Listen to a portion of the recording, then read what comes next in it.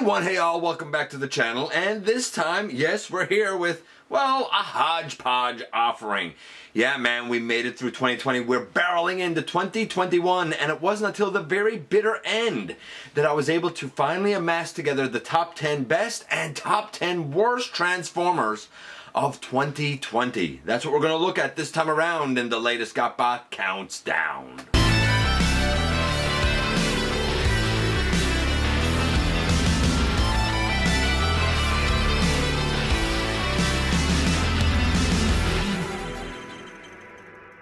Hey all, welcome back to the channel, and I want to begin things by saying an absolutely happiest of New Year's to you and your friends and your family. I hope that 2021 is better for each and every single one of you, man. I really do. And you know what? If 2020 happened to somehow, some way be a good year for you, then I hope that your good fortune happens to continue as we go through 2021. I, of course, am your host, your most humble host, Dennis Moulton, aka GotBot. As always, man, please like, comment, share, of course, subscribe, and while you're at it, light them up, baby. And hit that notification bell, please. It helps me out a ton. It lets you know when content of all sorts goes up here on the channel. Check out Machinery of Man, the Everything Factor, as well as a ton of groups that I admin or moderate. You can see all of those links down in the description. Check out all of my social media. All of those links are also down in the description as well. Plus, if you're in a position to help the channel to grow, you can use the donate link. Check us out on Patreon, see what we offer to you through Teespring, or hit the join button right here on YouTube. And this is going to be the kind of year-end countdown of the top 10 best and worst Transformers, at least for my personal collection that I added this year. And this was a weird one. A lot of what could appear on this list, or these lists, I suppose I should say, very much could have been a rehash of the last 2 years, because there were a lot of mold reuses, man. And you know what? They appeared on the list in previous years. Some of them made it again, but I tried to sort of focus things a little bit so that we would have molds that were at least fairly new, relatively new to this year. And of course, all of this are kind of official first-party things, so I'm not really including third-party stuff in this. And to be fair, it was really hard this year to come up with the list, because I think it's fair and safe to say that we really didn't have a bad year in terms of offerings. There are things that other people will include on their list this year because they got it. I have not yet received it in hand. For example, the Coneheads, not a chance they're going to make it on this list because I didn't receive them. Nothing from Kingdom is going to appear on this list. So what could? Last year, we ended the year with the tail end of Siege. So this year, this list will cover the entirety of Earthrise, as well as the associated selects, Studio Series, and what we got from Cyberverse. There was an awful lot, no doubt about it. And certain things, like one-step changes and whatnot, could fill up the list, so I'm leaving them out. This is specifically a list that is not voted on or anything this time. This is one amassed by me based on my experiences with the molds, and these are ones that I added to my own personal collection. So your list is definitely going to be different. This is most certainly not a definitive list, but I'll try and explain everything as we go through. We're going to do 10 to 1 for best first, and then we're going to do 10 to 1 for worst after. People always seem to be more interested in the worst. So, with all of that said, we're going to do a couple of kind of shout-outs, honorable mentions first. Okay, and thanks to good friend of the channel, Razor Bear, this comprises two of the honorable mentions I wanted to make. One is Grant. Toy World's Grand. This is about as perfect a version, even including scaling, as we're probably going to get for Grand Max. Some people will say, hey, what about the Titan? He shouldn't be that big. He's not a Titan. So this is about as perfect as you could get for him, and all the alt modes are fantastic. Looked at this guy ages ago. As well, Salvia Promenon, Solus Prime. She stands in my collection of the 13 as Solus Prime. So I'm very glad to add her. She didn't come out this year, of course. I also want to give an honorable mention to this boy over my shoulder, that being O1 Studio Cell, a third-party version of Unicron, and I think he's amazing. He easily could have been #1 on this list. Honestly, he really could have, at least with my experience with the mold. But again, it's a third-party thing, so it doesn't go included here on the list. As well, what could have been #1, because I just said that he could have been #1 for best of the year, #1 for worst of the year, as far as I'm concerned, could be the Red Line.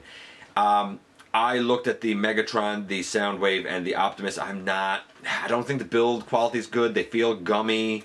They look great, but I don't think they function particularly well. There were some joints that I missed that apparently they have, but I missed them because the copies I had didn't have them, or it was gummed up so much that they didn't want to move. Red's not for me. It's going to be for certain people. They're great for display. But in terms of what they could have been versus what we got, I'm not a fan. I think that it could have been helped tremendously had they used different materials. I think the culprit there and the reason that they would be the worst is because of the materials. But I don't actually own them. Though I reviewed them, I don't actually own them. So they don't make the list either. So that's kind of everything so far. We have Grant, we have Salvia Promenon, O1 Studio Cell on the good side, and we have the Red Line in its entirety at this point on the bad side. Looks great, doesn't function the best. So who did make the list? Well, we're going to kick off the best with #10 first. Now I'm about to shock all of you with #10 because most people would put this guy probably at #1 on the worst. But for me, he comes in at #10 for the best. I'm talking about Earthrise Grapple. Yes, Earthrise Grapple. I know what you're thinking. Oh my goodness, what is GotBot doing? What is he talking about? That thing had the pegs break off and all of that junk. Mine didn't. I don't understand why one person had the pegs break off. Do not wiggle them. Just, like, put them in the holes on the feet straight. Remove them straight, and I don't even have a stress mark. I don't know why people have broken that. I think that this is a beautifully done mold. The articulation is fantastic. It absolutely embodies Grapple. Some people say that he is too small in truck mode. I can understand that. I can't really argue it with you, but it works fine for me.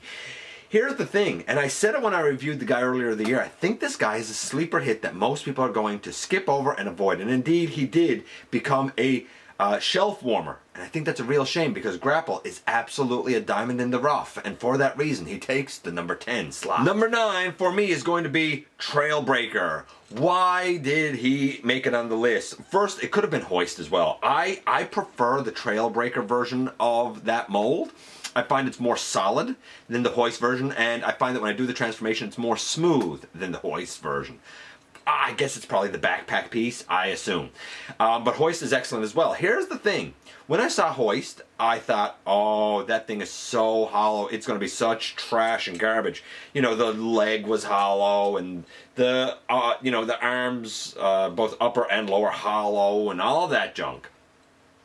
And I got Hoist, and I was blown away. It's more grams of plastic for the higher price point. And this guy's more grams of plastic for the higher price point, and I find it a little more successful. Look, if something's engineered tremendously well and looks the part, and in fact, you can actually kind of cut along a seam on the door piece and sort of like, I guess, glue it somewhere on the side of his leg. I'm not sure how it works, but I've seen the mod done to give him a more animation accurate look. Go for it.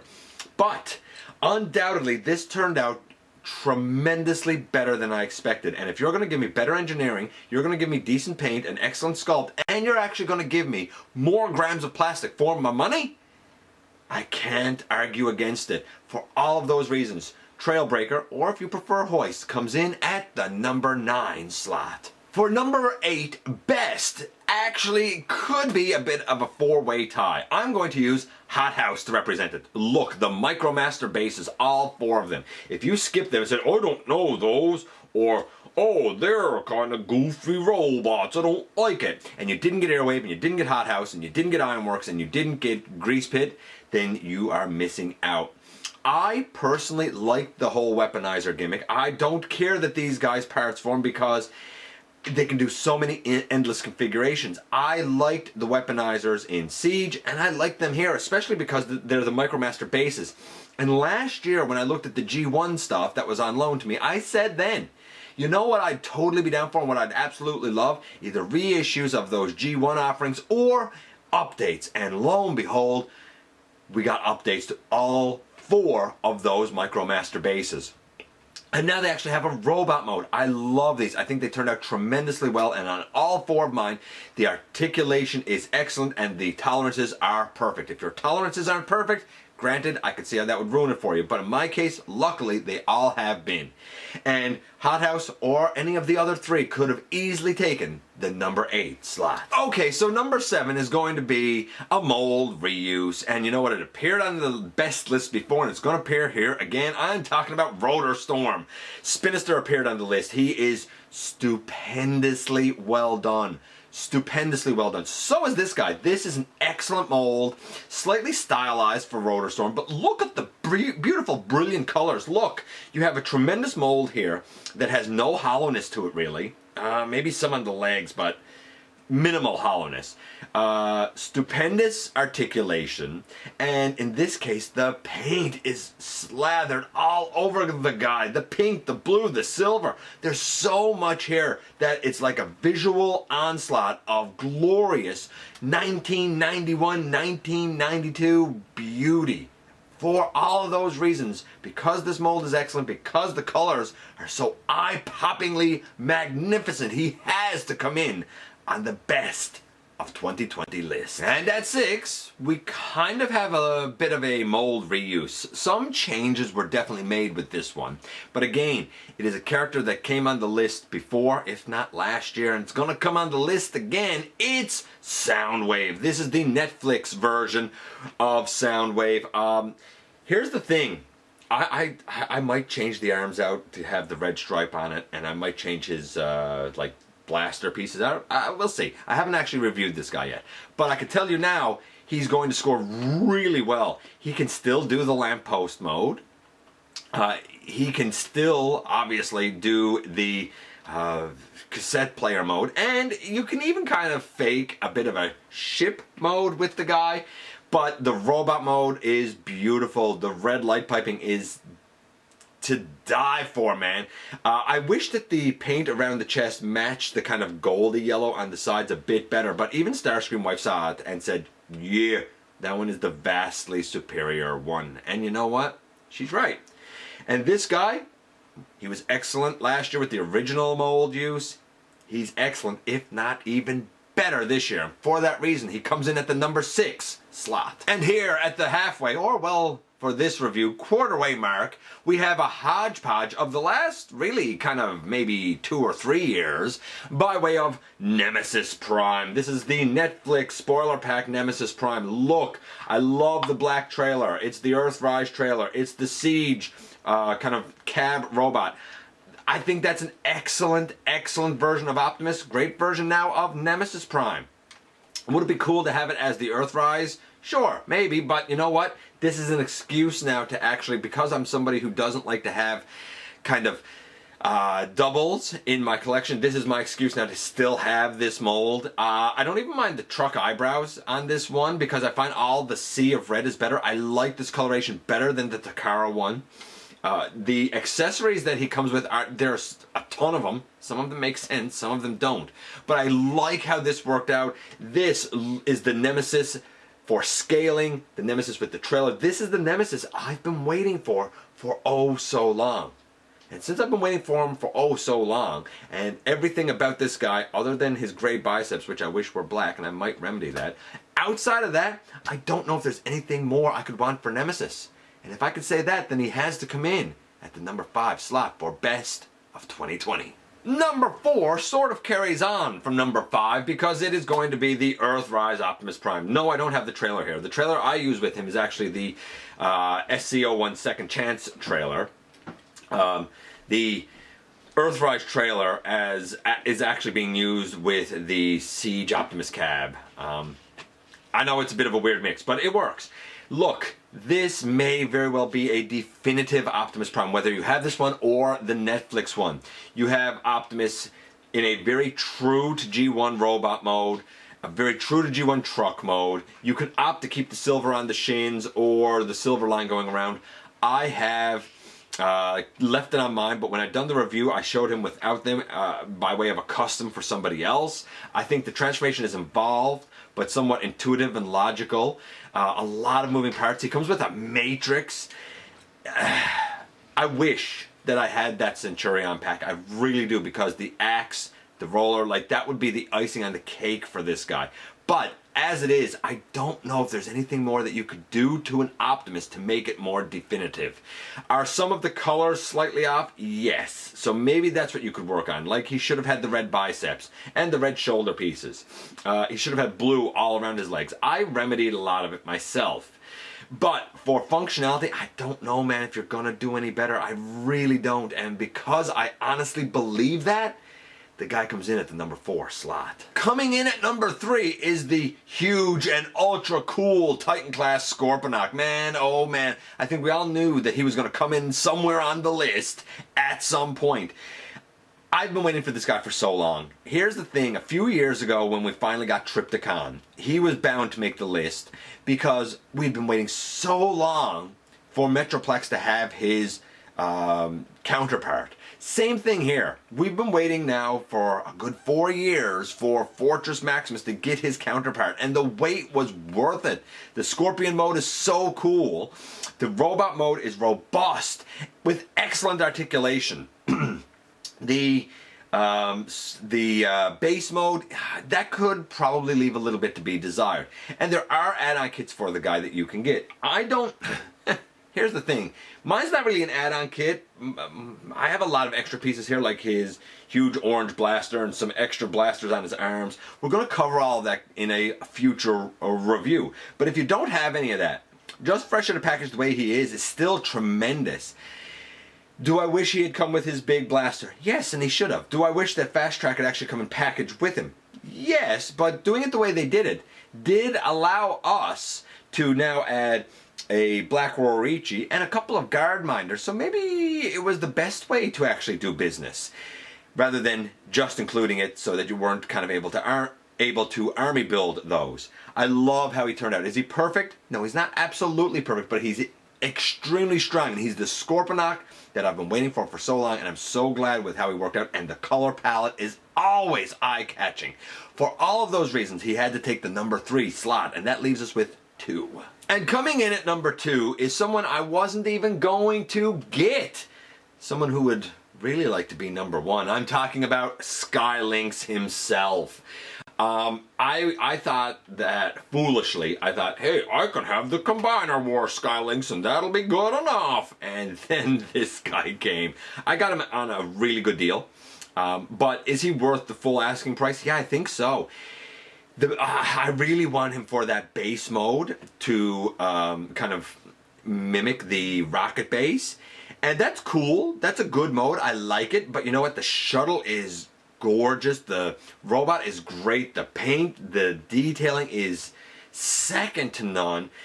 It looks like there's so much going on, but yet the transformation is so logical, so simple, so quick, and so satisfying with a lot of clicks and ratchets.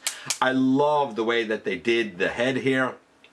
Are there a couple of other, like, maybe side-to-side pieces I would have liked to have seen? Yes, but overall, I'm super duper happy with how this guy worked out. Now, luckily on mine, the wing pieces on the side don't really seem to be loose, even though some people have said that theirs fall right off. So if you have that issue, that tolerance problem, then I could see that this guy might not be on the best list for you. I don't have that problem, so for me, he made the best list. And as much as I think he's fantastic, and as good of a push as he made toward number 1, I had to put him at the number 2 slot. So, who did make number 1? Number 1 is a character that I never in a billion years thought we would actually get. Moreover, it's of a mold that I thought I would never actually have. It's Super Megatron. Why did this guy come in at number 1? Because some people will say, hey, that mold is older. Hey, there are certain limitations on it. Look, the guy can be a plane, he can be a tank, both of which are customizable with parts that can move in certain ways to fit the configuration that you want. The robot is tremendous, and then he can become Ultra Megatron as well, and then he can even become, what is it, like Megatron Omega or whatever it's called. I love his fusion cannon. I love the conversion. I love the articulation, and I love the paint apps. I said when I done the review on this guy that I'm pretty sure he has become my favorite Megatron in my collection. If I'm able to make that claim, then the guy gotta come in at the number 1 slot. And there you have 10 to 1 for the best of the year. Naturally, things will look different for different people. I didn't, for example, get my God Neptune set. I didn't get any of the Seacons. Some people would definitely put those on there. And understandably so. I didn't get, as I said, anything from Kingdom. So this isn't going to cover any of those things. This was specifically my list and my experiences with the molds. And I'm really comfortable with the way the best worked out. Now we're going to go to the more controversial. The one where people sometimes tend to get their feelings hurt. Again, this is my experience with these molds. Yours probably has like some variation to it that would make your list different, and that's cool, man. That's absolutely cool. As I said before, I'm going to give the disclaimer again before we go into the worst.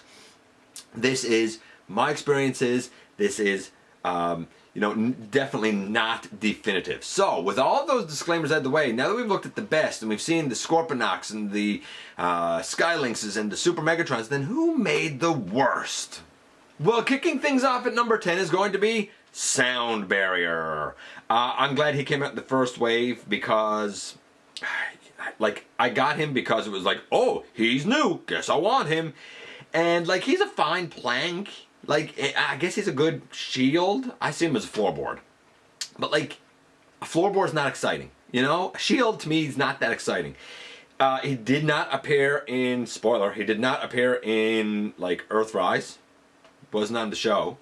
And his articulation of robot mode is somewhat limited. A lot of people have pointed out that I think it's the legs have broken off on theirs, or the ball joints at the legs have broken off because I think it's clear plastic or something, or maybe the shield piece. There have been tolerance issues and thereby QC issues for this guy. And while mine is fine, and I understand that there's actually supposed to be a bunch of sound barriers, I'm not that invested or interested in this guy to have him any more than once. For that reason, because of his limitations and because he just turns into a piece of floorboard, he had to come in at the number 10 slot for worst of 2020. Coming in at number 9 is, well, Daddy-O and Trip Up. I don't know where his partner is. He's kicking around here somewhere. Neither of these are particularly good. This one is the worst one. Looks beautiful. Really does look nice in this mode and in car mode. The problem is, it's based on that Swindler mold that I think in 2018 was worst of the year. It's utter garbage. This is utter garbage as well. The transformation is not smooth. It's not fun. The articulation is limited at best. And while I appreciate the green paint slathered on the legs, it pretty much makes the legs unusable. The tolerance feels so not good, and a lot of times the legs tend to pop off. I appreciate that we got updated MicroMasters, but the original G1 was way better than this. Great character, should have used a better mold for it. That's all I can say, man.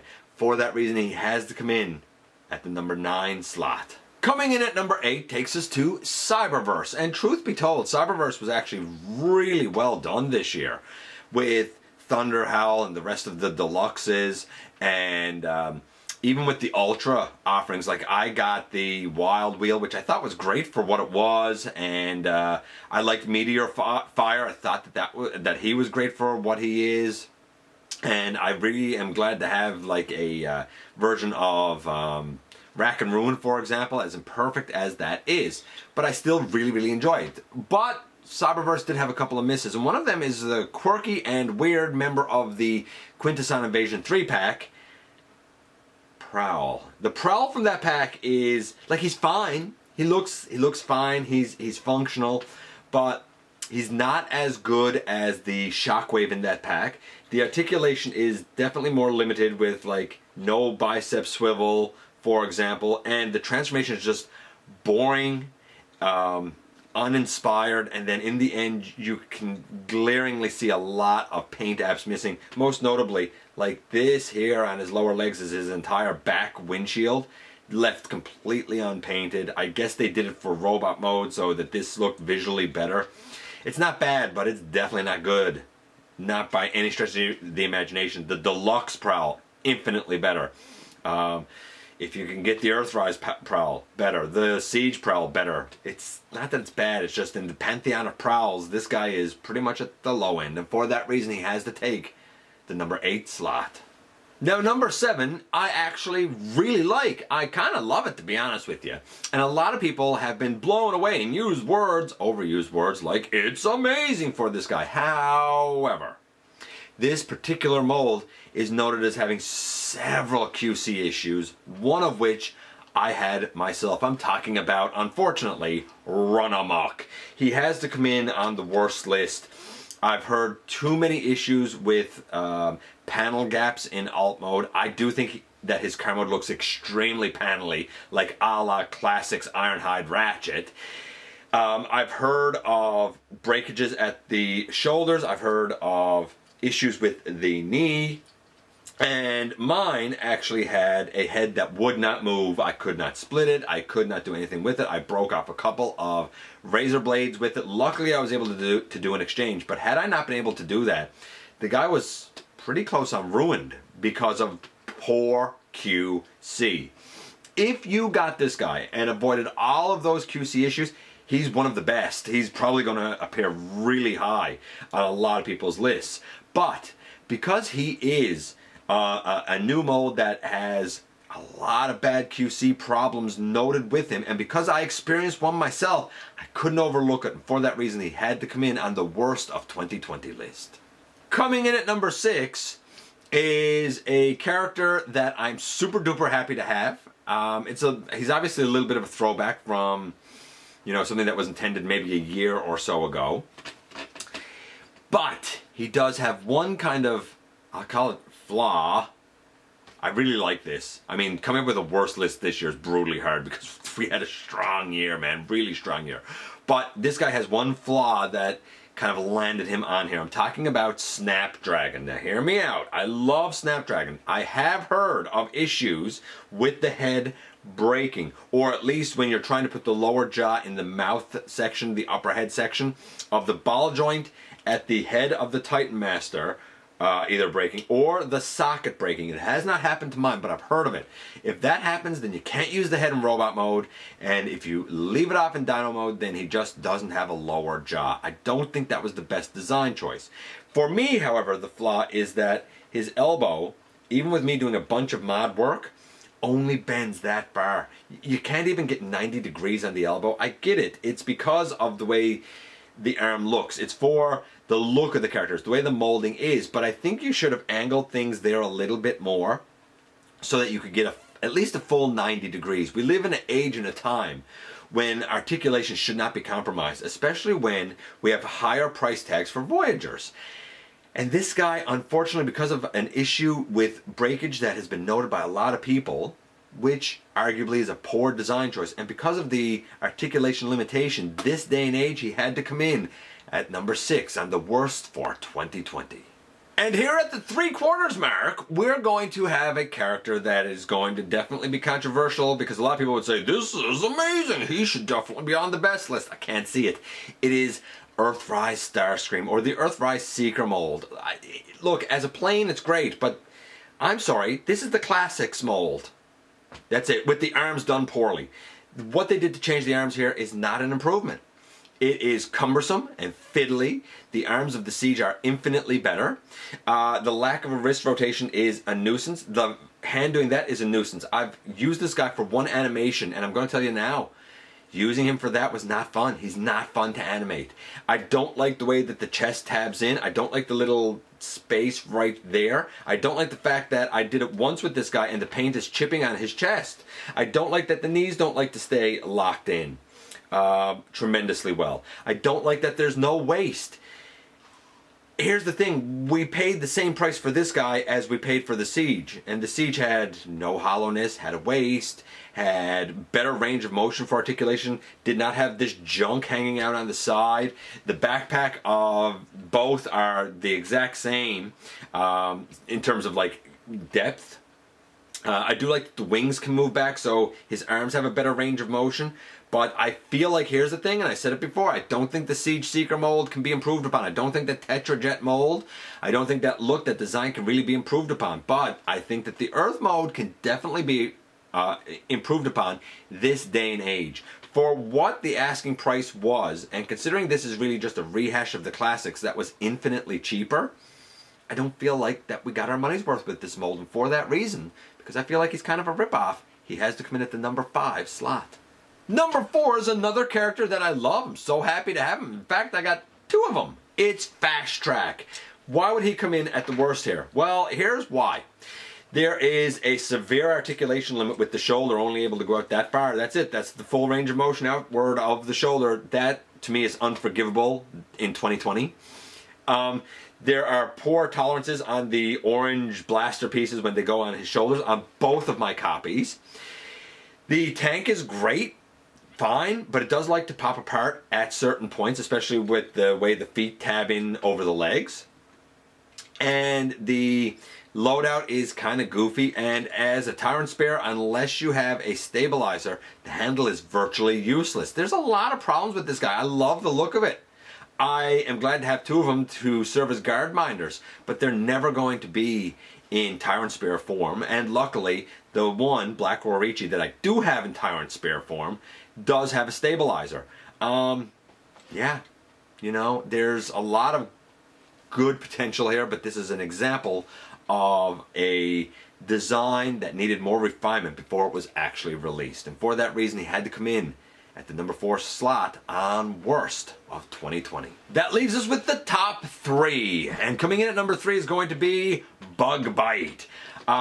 It could have been Cliff Jumper, it could have been Bumblebee, it could have been Hubcap, but Bug Bite takes it for a specific reason. Here's the main problem. This is not a deluxe, this is a Legends, or a little bit better than a Legends. It's not a deluxe. It's not a deluxe price point. You can say what you want, you can do what you want, you can justify it in your own head, but when you're by yourself and you're looking in the mirror, you have to admit that this is absolutely not a deluxe. The mass grams of plastic is not there. It's just not. Great mold to get on sale, not for full price. Why does Bug Bite take it specifically? Because my Bug Bite in particular has like a really loose waist, like he likes to fall back like this all the time. Poorly toleranced at the waist. As well, a lot of people have reported that this entire back section gone in the box. Wasn't even in the box. The QC is atrocious on this guy. And for that reason, he has to take the number 3 slot.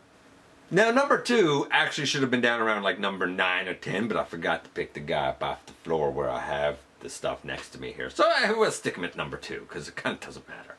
I, first of all, love this mold. I really do, and I love the look of it. I love the transformation of it.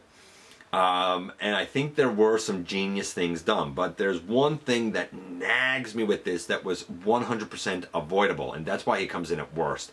It's just me nitpicking, but it's going to be the Alicon.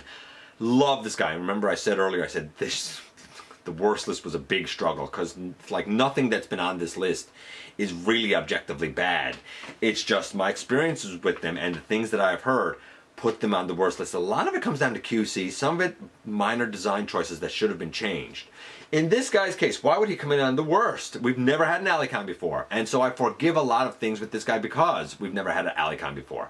I love the alligator mode, though a lot of people find the transformation to that to be extremely lazy, and they do not like it. I like it fine, but it is a complaint that a lot of people have levied.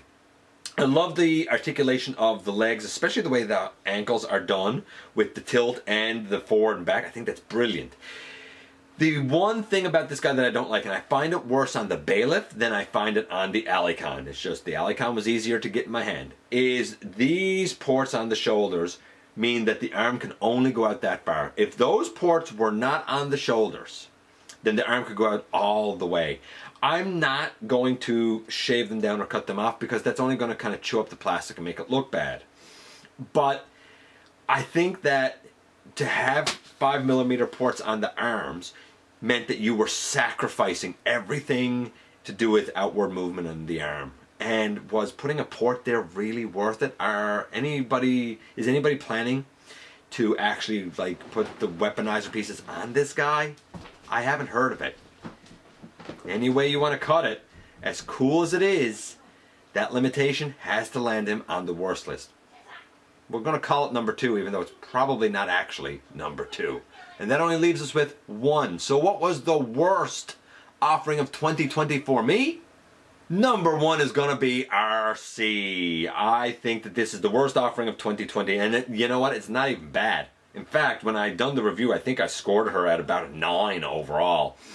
Because here's the thing.